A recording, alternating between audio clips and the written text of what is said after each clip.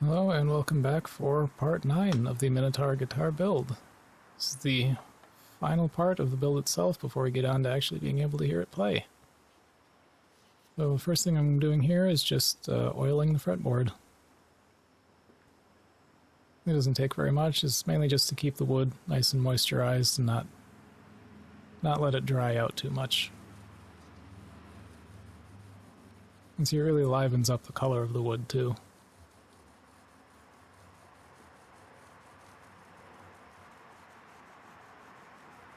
There's really not much to this, you just apply a thin coat and then immediately wipe off any excess.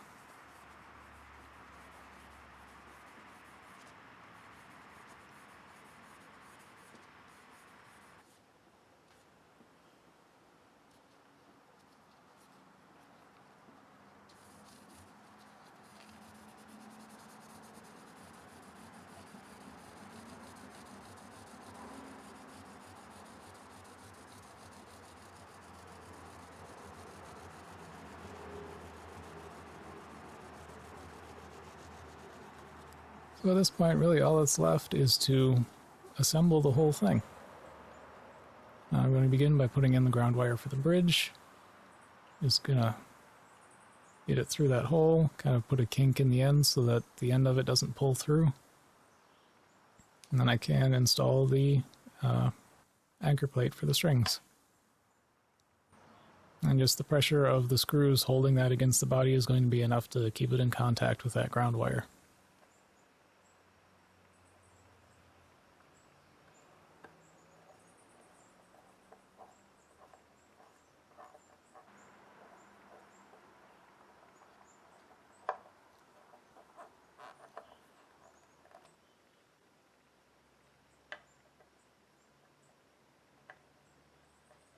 And so I'm just preparing to install the bridge, putting the ferrules in place.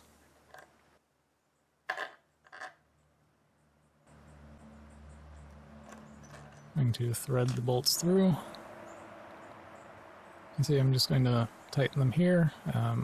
It's a little hard to see on camera, it doesn't have the best angle, but it became immediately apparent that these screws for the bridge are too long for how thick this body is. So I have to immediately take them back out and file them down a bit so that I can get the bridge tightly held against the body. If I'd left them as they were, the bridge could have shifted to sit maybe 1/8 of an inch off the top of the body, because the screws were just bottoming out inside the bridge and couldn't tighten them any further.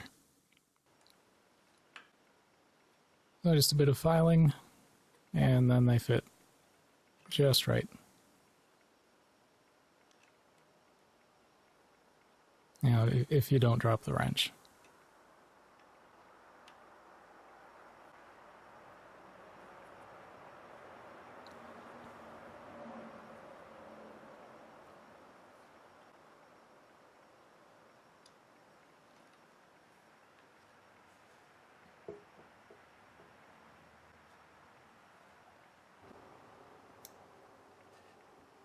So next thing I'm going to begin installing the electronics.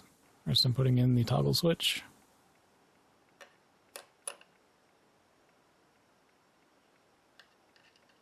It's really nice I managed to get a matching finish on really all of the hardware, so it's this vintage copper look, which I think worked really well with the top on the body.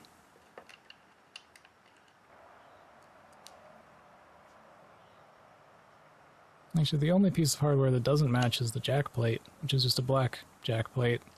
But nobody makes that style of jack plate in a copper finish. But it's also recessed into the body, so you're never really going to notice it.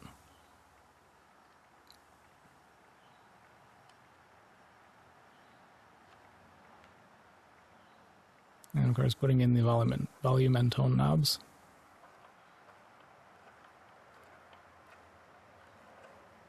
There we are, attaching the jack plate.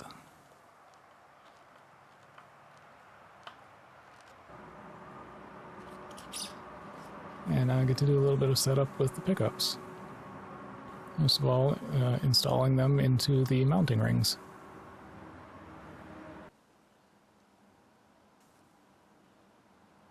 Now, installing pickups onto mounting rings is usually a very annoying and tedious process because every set of mounting rings or every set of pickups always comes with springs that are about almost twice as long as they really need to be.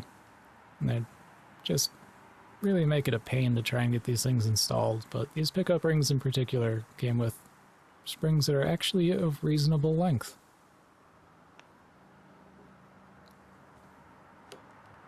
And of course you can always just cut some of the excess length off of the springs and save yourself some trouble, but it's nice that at least these springs came with appropriate length springs.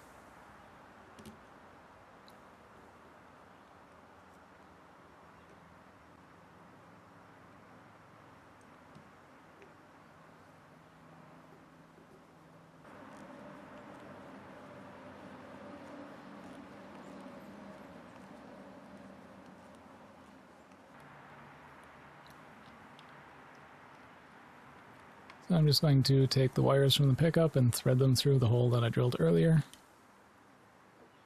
And then just resting the pickup inside that pocket for now. I'm not going to attach it immediately. And then of course I need to mount the other pickup on the other ring.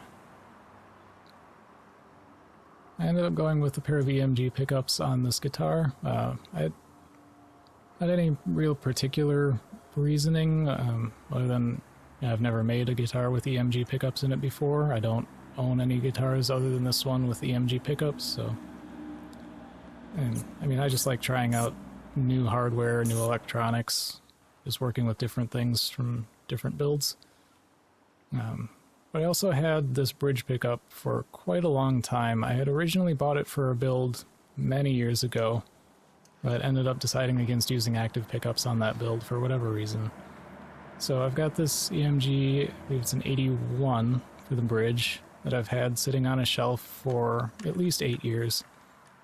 And so when I was trying to decide what pickups to put on this guitar, I thought it's time to finally use this, and decided to pair it with an EMG H for the bridge, which is an active single coil pickup in a humbucker housing.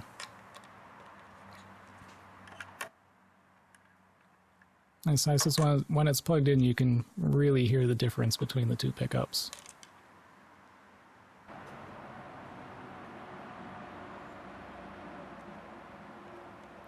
So then I'm just messing with the shafts of the two knobs there, making sure they're set at a certain point.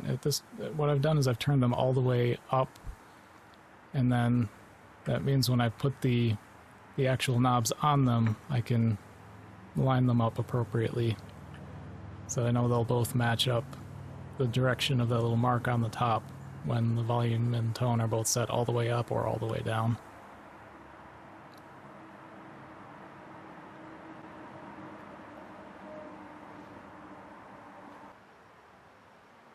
So what I've done here is I've threaded the two outside strings through the bridge, and I've got them in the tuners.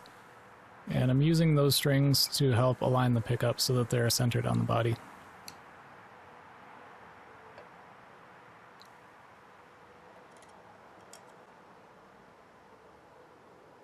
And of course, just using an awl again to mark out where I need to drill for the screws to attach the pickup rings.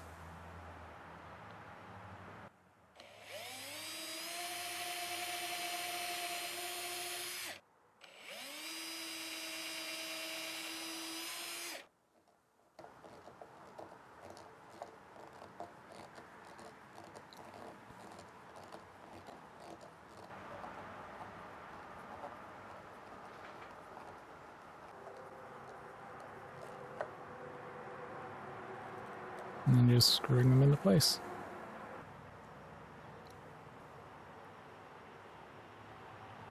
So I've threaded the rest of the strings through, and then I'm going to begin installing the strap locks.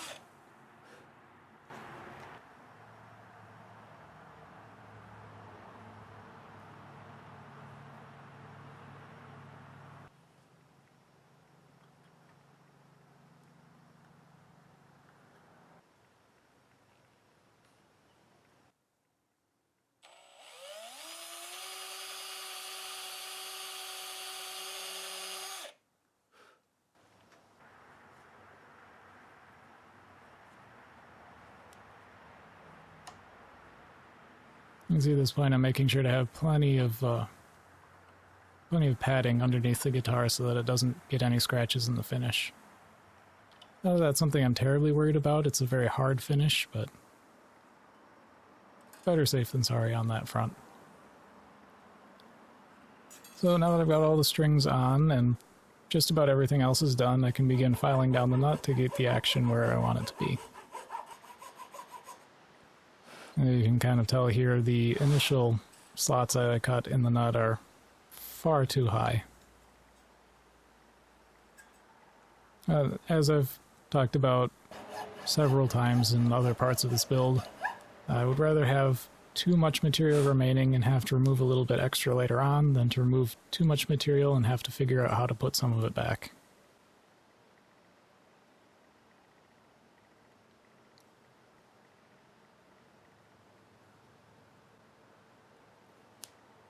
And see, as I'm going along, I'm just checking by feel how much movement the string has before it touches that first fret.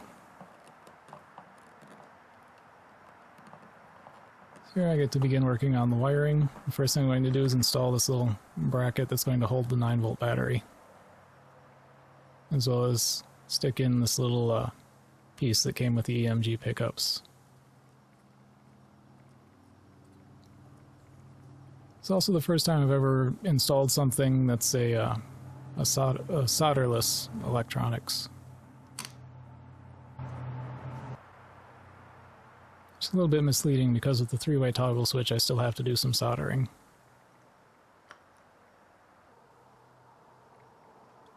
So over here I'm just attaching the leads from, I believe that was the neck pickup I did first, then the bridge pickup.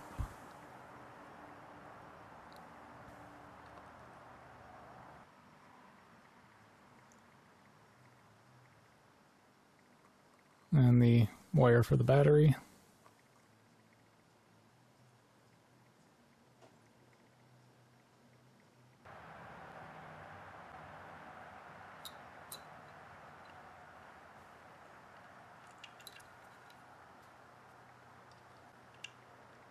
And connection from that hub to the volume pot. Connection from the volume pot to the tone pot.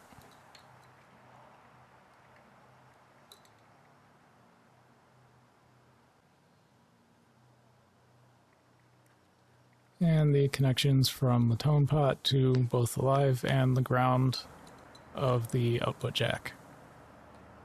I ended up having to take the jack plate out entirely to be able to actually get a good look at what I was doing. But easy enough to just connect those wires through there and then reinstall the jack plate.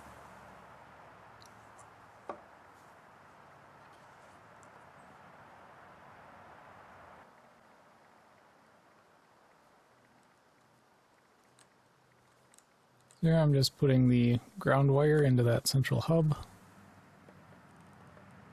And of course soldering the wires to the 3-way toggle.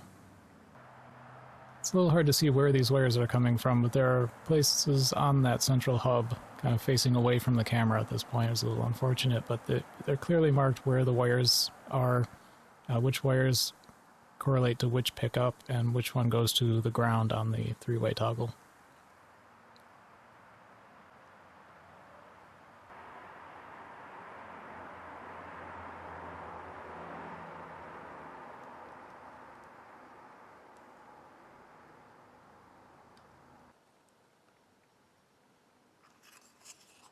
So here I've got the battery in, just getting all the wires fit inside the pocket, and then installing the backplate.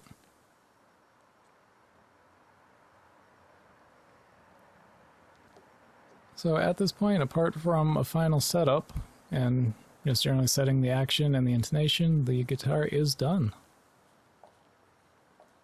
Oh, that is it for part 9 of the Minotaur guitar build. I hope you've all enjoyed the overall